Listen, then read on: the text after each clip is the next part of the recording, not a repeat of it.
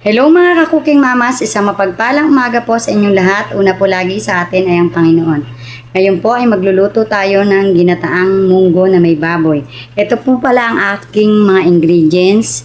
Nyog, baboy, munggo, talong, tsaka kamatis, bawang sibuyas, tsaka sili. Ito yung ating mantika, tsaka pampalasa. Halika na po. Magigisa na po tayo ng ating ginataang munggo.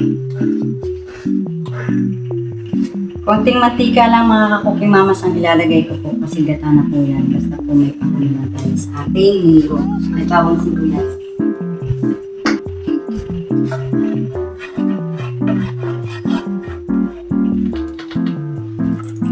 Lagay na po natin ang ating bawang.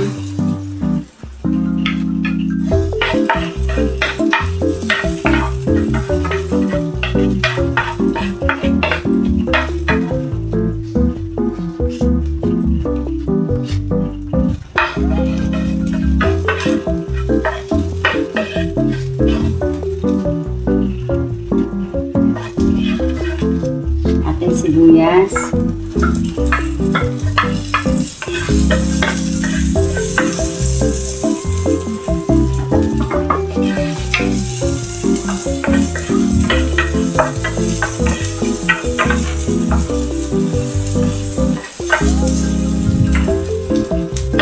Pati po yung ating kamatis.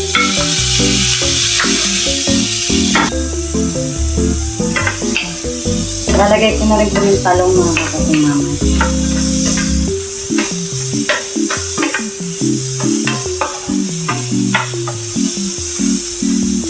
Ito mga cooking mamas, pinalambutan ko po itong munggo. Ilalagay na rin po natin. Sinabay ko na po yung baboy sa pagpapalambot. Ilalagay na po natin.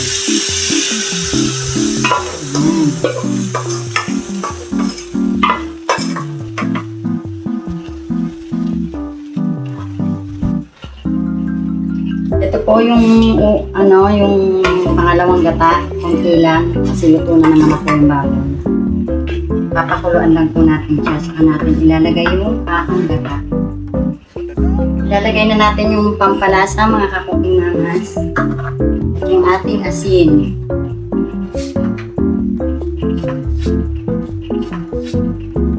Ayan. Papakuluin po muna natin siya mga ka-cooking mamas.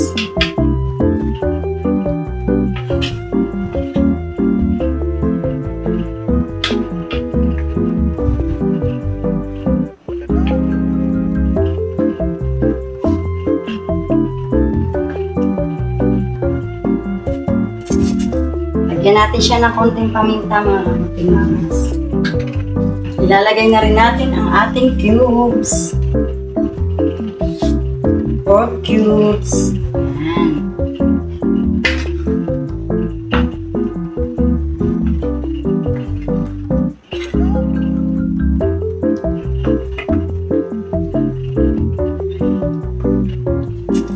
Lagyan natin siya ng konting paminta mga ka-cooking mamas.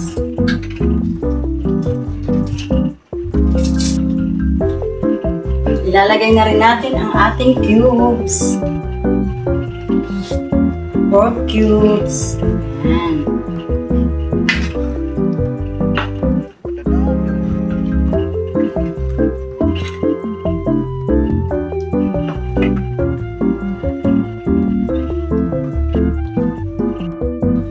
Ayan po mga ka-cooking mamas, ilalagay na po natin ang ating kakang gata.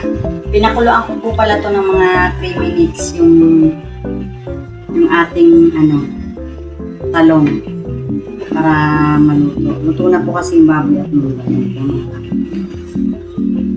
Papakuluan naman po natin siya ng mga 2 minutes para maluto ang gata sa natin papatayin.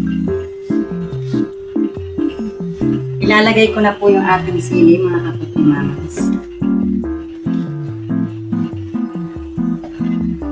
2 minutes lang po natin papakuluan mga kapatid.